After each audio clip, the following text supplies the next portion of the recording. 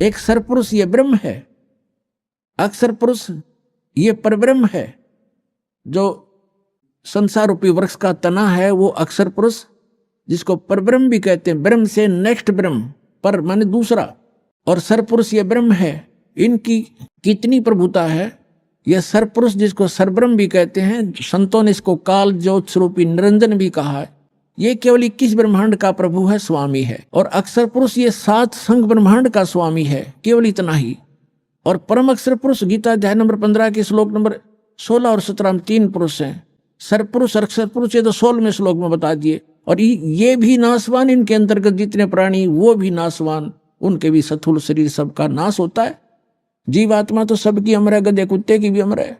फिर 17वें श्लोक में गया 15वें अध्याय के कि उत्तम पुरुष है तो अन्य परमात्मा उदाहरत है, ये लोक तरम अविश्य विवर्ती अवैश्वर है। वो उत्तम पुरुष यानी पुरुषोत्तम, वो पुरुषोत्तम तो कोई और है जो तीनों लोकों में प्रवेश करके और सबका धारण पोषण करता है, जो परमात्मा कहलाता है, जो वास्तव में अविनाशी है। गीता ज्ञानदाता कहता है कि वो है पुरुषोत्तम, इन दोनों से अन्य है। अब यहाँ पुण्यात्मा 15वें अध्याय के 18वें श्लोक में ये विचलित कर देंगे अज्ञानी आपको। ये कहेंगे कि खुद कह रहा गीता ज्ञानदाता कि मैं लोक वेद में पुरुषोत्तम प्रसिद्ध हूं। वो यहाँ ये कहना चाहता है कि मेरे अंतर्गत जितने भी प्राणी आते हैं 21 ब्रह्मांड में, उनसे मैं उत्तम हूं, उनसे श्रेष्ठ हूं, उनसे हर तरह से मैं उच्च हूं, शक्ति में भी उच्च हूं। जैसे गीता अध्याय नंबर 7 के श्लोक नंबर 1 से लेकर 10 तक ये स्पष्ट कहता है, बलवानों का बल में हूं, बुद्धिमानों की बुद्धि में हूं। तो ये जो इसके अंतर्गत है उन पर लागू है। ये कहता है इस लोक वेद में, लोक वेद माने दंत कथा, सुने सुनाए ज्ञान के आधार से जो इस लोक में चल रहा है, जो ज्ञान, उसके आधार से मैं पुरुषोत्तम प्रसिद्ध हो रहा हूं। इसलिए क्योंकि मैं मेरे अंतर्गत जितने प्राणी हैं उन तक श्रेष्ठ हूं। लेकिन 15वें अध्याय के 17वें श्लोक में इसने स्पष्ट ही कर दिया कि उत्तम पुरुष है तो अन्य, उत्तम पुरुष माने पुरुषोत्तम, वो तो कोई और है। और उसको तत्वदर्शी संत बताएंगे। और वो तीनों लोकों में प्रवेश करके सबका धारण पोषण करता है। वो अविनाशी भगवान है, अपना तो जन्म मृत्यु बताता है और वास्तव में वो परमात्मा कहलाता है। परमात्मा का अर्थ होता है श्रेष्ठ आत्मा, जो दुख नहीं देवा, केवल सुख सुख देता है। तो ये सुख सागर है परमात्मा। कबीर जी अमर पुरुष, सत्य पुरुष, परम अक्षर पुरुष। तो यहाँ गीता अध्याय नंबर 8 के श्लोक नंबर 5 और 7 में गीता ज्ञानदाता कहता है कि मेरी साधना कर। 8वें अध्याय के 13वें श्लोक में इसने बता दिया मेरा ओम एक अक्षर है, नथिंग एल्स। और इसकी भक्ति करने से ओम से मिलने वाली परम गति मिलेगी। वो क्या मिलेगी? ब्रह्म लोक जाएगा। 8वें अध्याय के 16वें श्लोक में लिखा कि ब्रह्म लोक में गए हुए प्राणी भी जन्म मृत्यु में आते हैं। तो ये कहता है कि 8वें अध्याय के 5 और 7 में कि मेरी भक्ति करेगा मुझे प्राप्त होगा, लेकिन युद्ध भी करना पड़ेगा। तो जहां युद्ध है वहां शांति कहाँ? अब फिर ये बताता है 17वें अध्याय के 23वें श्लोक में कहा है कि सच्चिदानंद घन ब्रह्म यानी परम अक्षर ब्रह्म के पाने का 3 मंत्र का जाप है। ओम तत्सत। ओम तो सरपुरुष का, तत् और सत ये सांकेतिक, इस दास के अतिरिक्त इस विश्व में किसी के पास ये मंत्र नहीं है। परमात्मा की दास से दास पर रजा हुई है। ये कोड वर्ड है, तत् है, ये सांकेतिक शब्द है, ये अक्षर पुरुष का है। और सत भी सांकेतिक है, ये परम अक्षर पुरुष यानी परम अक्षर ब्रह्म का है। तो यहां स्पष्ट कर दिया कि उस परम अक्षर ब्रह्म के प्राप्ति के लिए 3 मंत्र के जाप की साधना करनी है आपने। साधना अन्य वस्तु होती है, पूजा अन्य होती है। जैसे हमारा इष्ट है जल, हमने जल प्राप्त करना, जल का पता लग गया पृथ्वी के अंदर है, तो हैंड पंप लगाना पड़ता है। हैंड पंप ऊपर फिर उसके पाइप बोकी लगाना, फिर ऊपर मशीन लगाना, हैंड पंप, ये सारी जो व्यवस्था है, ये उपकरण प्रयोग करने पड़ेंगे, साधना करनी पड़ेगी हमने उस उपास्य यानी इष्ट को प्राप्त करने के लिए, जल को प्राप्त करने के लिए। ये मंत्र हमारे पूज्य नहीं है। इन मंत्रों से हमें वो पूज्य वस्तु प्राप्त होगी। ये साधना है, ये मजदूरी है हमारी। तो यहाँ अभी तक ये कबीर पंथी यहाँ मार खा गए। इन मंत्रों को इन्होंने अवॉइड कर दिया कि तो काल के मंत्र हैं, ओम भी काल का फलाना। अरे हमने पानी जल प्राप्ति के लिए जो साधना प्रयोग करनी है वो चाहे लोहे की है, तो उस लोहे की वस्तु बिना वो जल ना मिल रहा है। इसी प्रकार ये जो मंत्र हैं ये अभी तक किसी का समझ में नहीं आए थे। उन महापुरुषों ने छोड़कर जिनको भगवान मिले उन्होंने तो स्पष्ट किया है कि वही गुरु पूरा कहावे दो दो अक्षर का भेद बतावे। नानक साहब जी कहते हैं, जय तू पढ़िया पंडित बिन दो अक्षर दो नावा, परमति नानक एक लंघाए जय कर सत समावा। दो अक्षर का तो सतनाम है, एक ये सार नाम है, इनसे हटकर है। ओम और तत् मिलकर सतनाम बनता है 2 अक्षर का। इसकी श्वास और उश्वास से साधना करनी होती है, और सत जो है वो सार नाम है, वो अलग है। इन सब की साधना करनी पड़ती है। सत्र में जाके 23वें श्लोक में श्रीमद् भगवद गीता में गीता ज्ञानदाता बता रहा है कि सच्चिदानंद घन ब्रह्म के पाने का केवल ओम तत्सत ये 3 मंत्र के जाप का निर्देश है, नथिंग एल्स, और कोई नहीं। निर्देश माने फाइनल डायरेक्शन, इसके अतिरिक्त कुछ नहीं। अब यहाँ 8वें अध्याय के 5 और 7 में तो अपने विषय में बता दिया कि मेरी साधना करेगा मुझे प्राप्त होगा, लेकिन युद्ध करना पड़ेगा। तो युद्ध करना जहाँ पड़ गया वहाँ शांति कहाँ। फिर 8वें अध्याय के 8, 9, 10 3 मंत्रों में स्पष्ट किया गीता ज्ञानदाता ने कि उस परम अक्षर ब्रह्म की भक्ति करोगे तो उसी के पास जाओगे। उसकी साधना का मंत्र बता ही दिया, वो ओम तत्सत। तत् और सत ये सांकेतिक है, ये खुद नहीं जानता गीता ज्ञानदाता। उसके लिए चौथे अध्याय के 32 और 34 में स्पष्ट कर दिया है मंत्र में कि जो सच्चिदानंद घन ब्रह्म परम अक्षर ब्रह्म स्वयं आते हैं यहाँ पर, वो काल पुरुष और अपने मुख कमल से यथार्थ ज्ञान और यथार्थ भक्ति विधि बताते हैं। उसके अंदर विस्तार से कही गई है वो धार्मिक अनुष्ठानों की जानकारी, यज्ञों की। यज्ञ माने धार्मिक अनुष्ठान, साधनाएं। उसको जानने के बाद साधक फिर पूर्ण मोक्ष प्राप्त कर जाता है। उसके लिए तत्वदर्शी संतों के पास जाने के लिए गीता ज्ञानदाता कहता है। इसे सिद्ध है कि गीता ज्ञानदाता न तो तत्व ज्ञान से परिचित और तत्व ज्ञान गीता ज्ञानदाता से अन्य है, और वो तत्वदर्शी संत भी अन्य है। तो वो ये दास है, रामपाल दास, आज विश्व में इस तत्व ज्ञान से परिचित।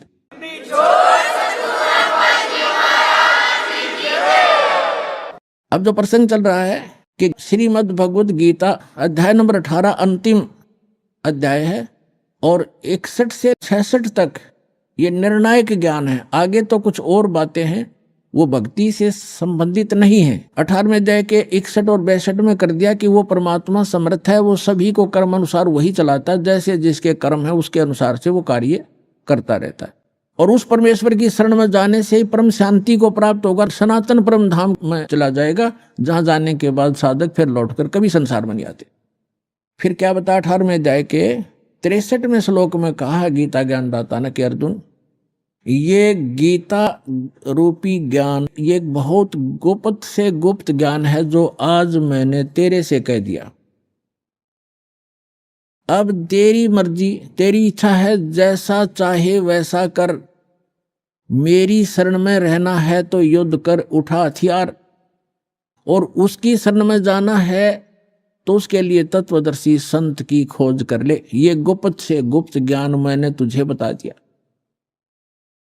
18वें अध्याय के 64वें श्लोक में गीता ज्ञानदाता तुरंत कहता है कि एक गुप्त से गुप्त ज्ञान और बताऊं, फिर सुन कि जिस 18वें अध्याय के 62वें श्लोक में जिस परमेश्वर की शरण में जाने को मैं तुझे कह रहा हूं, वो मेरा भी इष्ट देव है, वो मेरा भी पूज्य है। ये और गुप्त से गुप्त भेद बता दिया। अब 18वें अध्याय के 63वें श्लोक में स्पष्ट कर ही दिया कि ये गीता रूपी ज्ञान अति गुप्त से गुप्त मैंने तुझे बता दिया। और कहता है एक और गोपनीय से भी गोपनीय बताता हूं 18वें अध्याय के 64वें श्लोक में कि यही मेरा भी पूज्य देव है, इष्ट देव है। इष्ट में असी दृढ़म, ये पक्कम पक्का, नो डाउट। फिर 18वें अध्याय के 65वें श्लोक में कहा कि अर्जुन, यदि मेरी शरण में रहना है तो मैं पक्का वायदा करता हूं, मेरा सिमरन कर, मुझे नमस्कार कर, मुझे प्राप्त होगा। 18वें अध्याय के 66वें श्लोक में फिर फैसला दे दिया कि यदि तूने मेरी शरण में रहना है तो पहले बता चुका हूं, उसकी शरण में जाना है तो सर्वधर्मान परित्यज्य माम एकम शरणम व्रज। यहां इन अनाड़ी अज्ञानियों ने व्रज का अर्थ आना किया है, जबकि व्रज का अर्थ जाना होता है। अब ये क्या कहते हैं कि अर्जुन, सर्वधर्मान परित्यज्य माम, मेरे सतर की सभी पूजाओं को छोड़कर मेरी शरण में आ जा। अरे भले आदमियों, दूसरे अध्याय के 7वें श्लोक में ये अर्जुन कहता है कि मैं आपकी शरण में हूं, आपका शिष्य हूं, मेरी बुद्धि काम करना बंद कर गई है, जो मेरे हित में हो आप मुझे राय दें। तो श्री कृष्ण जी की शरण में अर्जुन तो पहले ही था। अब ये कहो कि सर्वधर्मान परित्यज्य एकम शरणम व्रज, व्रज का अर्थ जाना होता, आना नहीं। जैसे इंग्लिश वर्ड गो है, गो का अर्थ कम नहीं हो सकता, आना नहीं हो सकता। कहीं सेंटेंस से उसकी कितनी बनाए जाओ, फलाना व्याकरण बनती है, फलाना बनती है, फलानी धातु बनती है, अटपट मारते हैं, मूर्ख बनाते हैं, इनको ज्ञान नहीं है। तो इसमें कहा कि सर्वधर्मान परित्यज्य माम, मेरे सतर की सभी धार्मिक पूजाएं मुझे दे दे, छोड़ दे। परित्यज्य कौन कौन सी है? ओम नाम का जाप है, जैसे ओम तत्सत, ये 3 मंत्र का जाप है, आपको दिया जाता है जिनको कंप्लीट कोर्स प्राप्त हो गया है। तो ओम जो मंत्र है ये ब्रह्म की साधना है, इसके सतर की धार्मिक कमाई है, हम इसको दे देंगे। पहले हम इसको ब्रह्मलोक में जाकर नष्ट करते थे, देवता बन जाते थे, अपना धन नाश करके फिर गधा बन जाते थे। तो अब हमें ज्ञान हो गया, हम इसका कोई प्रतिफल नहीं लेंगे, अपनी पूंजी नाश नहीं करेंगे। हमारे ऊपर इसका ऋण है, क्योंकि ये पृथ्वी इसने तप करके प्राप्त कर रखी है और हम इसमें बेमतलब आ गए। अब इसने हमें मजदूर बना लिया कि यहाँ कमाओ और खाओ और मेरा टैक्स दो, हमें मजदूर बना रखा, बंधक। तो अब परमात्मा आए हैं हमें छुड़वाने के लिए, विधि बताई कि इसका टैक्स दो, मैं तुम्हारा अकाउंट कराऊंगा और ये मजदूरी करो, इससे पीछा छुड़ाओ, चलो सतलोक में जहां से तुम आए हो, जहां कभी दुख नहीं होता।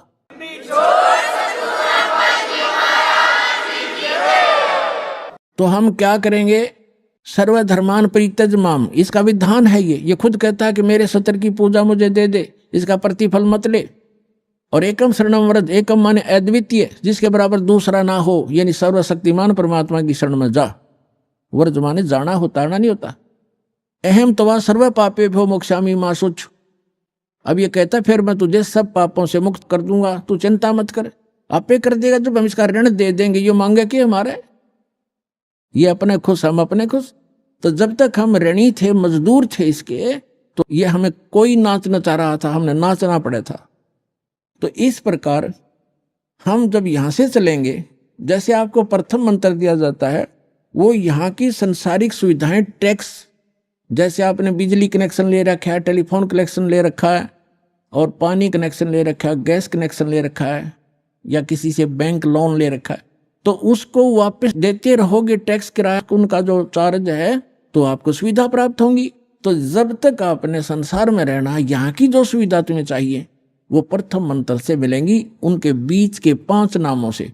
और फर्स्ट एंड लास्ट जो मंत्र है, ये आपकी भक्ति में, सतलोक जाने की भक्ति में अलग से कमाई साथ जुड़ती है। अब ये जो मंत्र है आपके, पहला मंत्र आपको यहाँ कंठ कमल तक बरी कर देगा। जब आप यहाँ से चलोगे तो सबसे पहले आत्मा मूल कमल में जाएगी, वहां गणेश जी का कमल है, उनका ऑफिस है, वहां से अपना अकाउंट क्लियर कराएगा।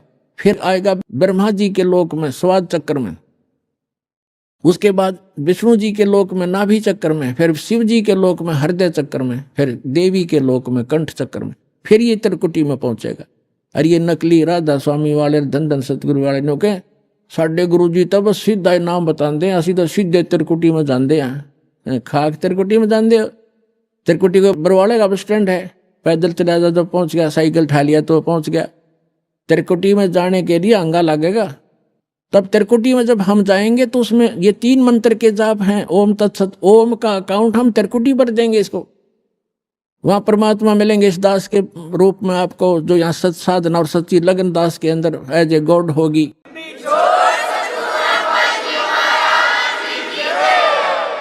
तो उसको लेकर के परमात्मा जाएगा इस धर्मराज के दरबार में, जो यहाँ का न्यायाधीश है, और उसको ये गीता अध्याय नंबर 18 का श्लोक नंबर 66 यानी ये विधान कोड करेगा। ये दास आपका वहां वकील बनेगा। कबीर साहब कहते हैं, कर लो गुरु वकील मुकदमा भारी है, ये कर लो गुरु वकील मुकदमा भारी है। यानी गुरु का रोल यहां से लेकर लास्ट तक चलेगा, करेगा भगवान, लेकिन निमित्त दास रहेगा। 18वें अध्याय की 66 में संविधान की धारा वहां रखी जाएगी कि सर्वधर्मान परित्यज्य माम एकम शरणम व्रज, ये पकड़ो तुम्हारा विधान है। और ये सारी ओम सतर की जो पूजा अपनी, ये पकड़ो, इनकी अकाउंट क्लियर करो। इससे हम 11वां द्वार पार कर जाएंगे। 11वां द्वार पार करके हम प्रवेश करेंगे जब वहां अक्षर पुरुष का लोक आएगा। 7 संग ब्रह्मांड है, उससे पार होने का जो हमने किराया देना है, वहां से उसका साधन हमें मिलेगा और उसके प्रतिफल में हम इस तत्व मंत्र की कमाई उसको देंगे। वो हमें 12वें द्वार में जा छोड़ेगा। 12वां द्वार पार करके हम सतलोक चले जाएंगे। वहां जाकर फिर कभी लौटकर संसार में नहीं आएंगे। सत्संग में आने से जीव को पता चलता है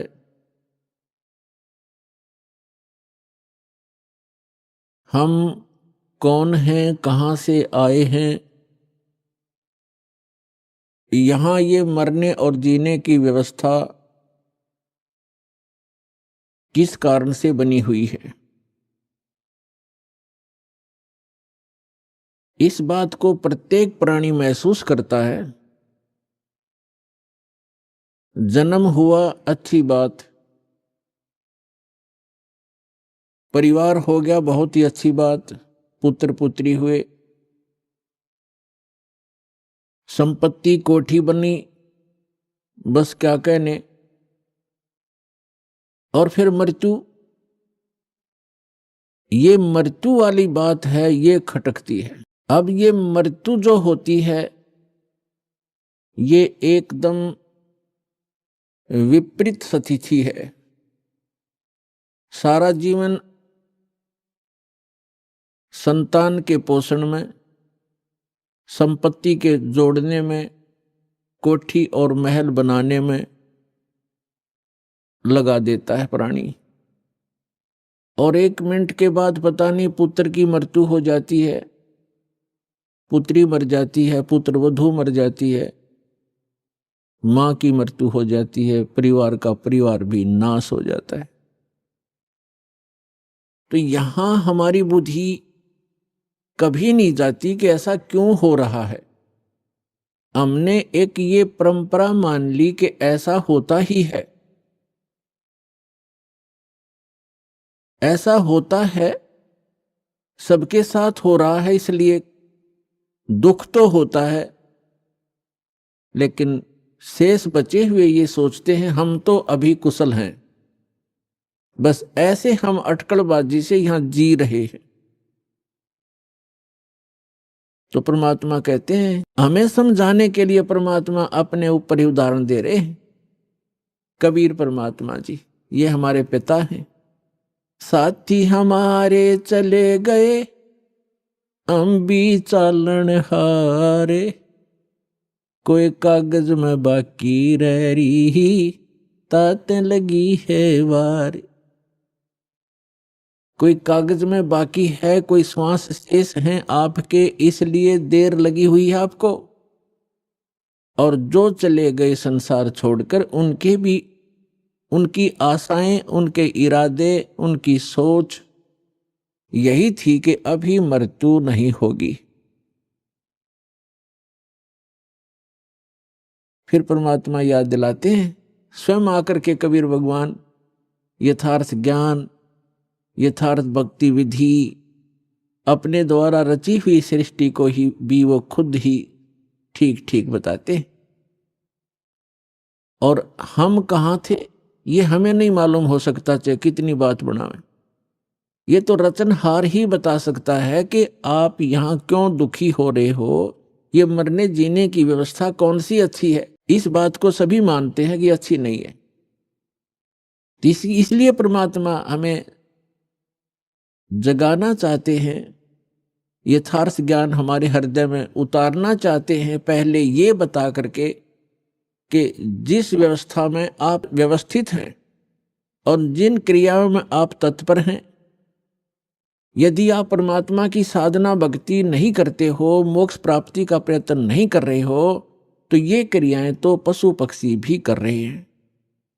तो मानव शरीर की क्या आवश्यकता थी, जिसमें परमात्मा ने अच्छी सोच दी है, बुद्धि दी है, और समय पर गर्मी सर्दी प्राकृतिक आपदाओं से बचने की व्यवस्था भी हम कर सकते हैं। जैसे गर्मी से बचने के लिए कोई झोंपड़ी महल मकान बना सकते हैं, इतनी बुद्धि भगवान ने दी है। समय पर आहार करने के लिए हम पूर्व संग्रह कर लेते हैं, अन्न इकट्ठा कर लेते हैं, और गर्मी सर्दी से बचने के लिए भी हम कोई झोंपड़ी महल बना लेते हैं। इसका उद्देश्य क्या है? इसका उद्देश्य ये है, इन सब सुविधाओं को परमात्मा ने इसलिए दिया है कि आप प्राकृतिक आपदाओं से डिस्टर्ब ना हो सकें और भक्ति करते रहें। जैसे परमात्मा की प्राप्ति में ये आत्मा उसी समय से व्याकुल है जिस समय से ये उस परम पिता के उस सुखमय सथल से, उस सतलोक से, अमरलोक से बिछुड़ कर आई है, उस परम पिता से दूर हुई है। उसी दिन से इसको आभास हो गया है कि जो सुख मैं छोड़ के आया हूं वो यहां नहीं है। उसकी खोज में फिर ये अपनी अटकलबाजी से, जीव सोच से सोचने लगता है, प्रयत्न करता है। जैसे कोई निर्धन है, वो सोचता है कि धनवान सुखी होंगे, धन में सुख होगा, और धनी व्यक्ति को स्वप्न में भी सुख नहीं होता। पुण्यात्माओं, निर्धन को तो ये बात जचे नहीं कि धनवान सुखी नहीं, लेकिन किसी धनवान यानी मायाधारी से मिलकर देखना उसके ऊपर कितनी समस्याओं का पहाड़ होगा, आप सोच भी नहीं सकते। जहां माया है वहां शीतलता नहीं हो सकती, जहां भट्ठी अग्नि की तप रही हो वहां शीतलता नहीं हो सकती। ये माया अग्नि की भट्ठी है, इसके निकट बैठकर प्राणी कभी भी शीतलता महसूस नहीं कर सकता। धनी व्यक्ति सोचते हैं कि राजा लोग सुखी होंगे, राजा को सुख स्वप्न में भी नहीं होता। आपको ऐसा लगता है जैसे इसके आगे पीछे बड़ी सेना चलती है, बड़े बड़े अधिकारी सलूट लगा रहे होते हैं, ये महासुखी होगा, कारों में चलते हैं। सपने में भी सुख नहीं है इनको, क्योंकि हमने सुख का पता ही नहीं जो सुख होता है।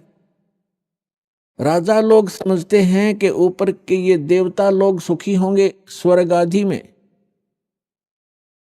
स्वर्ग के देवता सोचते हैं इंद्र सुखी होगा, जो देवराज है, देवताओं का राजा है। और देवराज सोचता है कि ब्रह्मा विष्णु महेश सुखी हैं। ब्रह्मा विष्णु महेश कहते हम स्वप्न में भी सुख नहीं हमारे को। आपने भगवान विष्णु की कथा पढ़ी होगी, बहुत बार सुनाई है, देवी भागवत प्रथम स्कंद में। खुद स्वीकार करते हैं श्री विष्णु जी, ब्रह्मा जी को बता रहे हैं कि मैं अधिकतर समय में तप करता हूं और तप से अपने बैटरी चार्ज करके सिद्धियां प्राप्त करके फिर राक्षसों के साथ युद्ध करता हूं। कभी मुश्किल से कोई समय मिलता है तो लक्ष्मी के साथ सुखपूर्वक समय बिता पाता हूं। तो खाक सुख है यहां पर।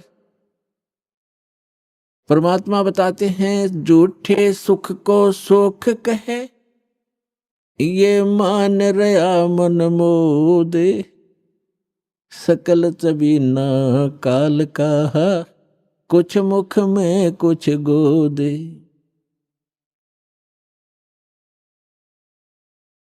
इस झूठे सुख को सुख कहे, ये मान रहा मनमोद। कौन से झूठे सुख को? एक व्यक्ति बता रहा था कि मेरे एक कन्या ने जन्म लिया, जन्म से उस कन्या के गुदा स्थान नहीं था। इसको देखकर मेरे ऊपर पहाड़ टूट गया समस्या का, महा दुखी हो गया मैं। डॉक्टर के यहां लेकर गया मेडिकल में। जिस वार्ड में मेरी बेटी को भर्ती किया उसमें ऐसे 3-4 केस और थे। तब मुझे कुछ राहत मिली कि मेरे जैसे और भी दुखी हैं। बताओ इससे क्या लाभ मिला उसको? अपना मन में मान लिया कि चलो और भी दुखी हैं तो मैं भी दुखी हूं, कोई बात नहीं। क्या वो दुख हल्का हो गया? क्या गुदा स्थान बन गया बेटी का? तो पुण्यात्माओं, इसे गंदे लोक में रह रहे हम, यह सुख नाम की चीज नहीं है। हम एक दूसरे को दुखी देखकर उससे हल्का दुख हो या उसके बराबर हो, हम अपने राहत मान लेते हैं, यहाँ कोई विकल्प नहीं है। जैसे एक व्यक्ति के 3 पुत्र थे, एक पुत्र की मृत्यु होगी, बहुत दुखी, बुरी तरह रो रहे हैं, आहार भी नहीं कर रहे हैं। शोक व्यक्त करने वाले व्यक्तियों में एक ऐसा व्यक्ति उपस्थित था जिसका एक ही पुत्र था, वही मृत्यु को प्राप्त हो चुका था। तो सांत्वना देने वालों ने कहा कि देख भाई, यहां तो ऐसा ही है, सभी की मृत्यु होती है, ये तो भगवान हवाला बात है, चिंता मत करो। देखो ये भाई बैठा है, इसको देख कर जी ले, इसका इकलौता पुत्र था, उसी की मृत्यु होगी, ये भी तो अपना समय व्यतीत कर रहा है, धैर्य कर। तो तब उस व्यक्ति को कुछ होशी आई, हाथ मुंह धोए, कुछ देर में खाना भी खा लिया। अब उसने ये सुख मान लिया कि देख, इस बेचारे का इकलौता पुत्र था और वो ही मर गया, मृत्यु को प्राप्त हो गया। शुक्र है मेरे तो 3 थे, मेरा तो एक ही मरा है, 2 तो बचे हैं, चले इससे सुख मान लिया। क्या वो बेटा वापस आ गया? तो यहां परमात्मा कहते हैं झूठे सुख को सुख है ये मान रहा मनमोद, और सकल चबीना काल का, कुछ मुख में कुछ गोद। यहां क्या बताते हैं, भाई तन दर सुखिया कोई न देखा, जो देखा सो दुखिया हो, उदय अस्त की बात करते हैं, मन सबका किया विवेक का हो, सबका किया विवेक का हो। घट बाधे सब जग दुखिया, के गृहस्थी बैरागी हो, लाभ हानि से सब कोई दुखिया, के गृहस्थी बैरागी हो, सुख देव ने दुख के डर से, गर्भ में माया त्यागी हो, गर्भ में माया त्यागी हो, तंदर सुखिया कोई न देखा, जो देखा सो दुखिया हो, उदय अस्त की बात करते हैं, मन सबका किया विवेक का हो, सबका किया विवेक का हो। भाई जंगम दुखिया जोगी दुखिया, तपस्वी को दुख दूना हो, जंगम दुखिया जोगी दुखिया, तपस्वी को दुख दूना हो, आस्था तृष्णा सबको व्यापे, कोई महल ना सुनना हो, कोई महल ना सुनना हो, तंदर सुखिया कोई ना देखा, जो देखा सो दुखिया हो, उदय अस्त की बात करते हैं, मन सबका किया विवेक का हो, सबका किया विवेक का हो। भाई साच कहूं तो जग ना माने, पर झूठ कही ना जाई हो, साच कहूं तो ये जग ना माने, पर झूठ कही ना जाई हो, ये ब्रह्मा विष्णु शिव जी दुखिया, जिन ये राह चलाई हो, जिन ये राह चलाई हो, तंदर सुखिया कोई न देखा, जो देखा सो दुखिया हो, उदय अस्त की बात करते हैं, मन सबका किया विवेक का हो, सबका किया विवेक का हो। सुरपति दुखिया भूपति दुखिया, रंक दुखी बपरीती हो, सुरपति दुखिया भूपति दुखिया, रंक दुखी बपरीती हो, कहे कबीर और सब दुखिया, एक संत सुखी मन जीती हो, संत सुखी मन जीती हो, तंदर सुखिया कोई न देखा, जो देखा सो दुखिया हो, उदय अस्त की बात करते हैं, मन सबका किया विवेक का हो, सबका किया विवेक का हो। सुरपति दुखिया भूपति दुखिया, रंक दुखी बपरीती हो। सुरपति दुखिया भूपति दुखिया, रंक दुखी बपरीती हो। कहे कबीर और सब दुखिया, एक संत सुखी मन जीती हो।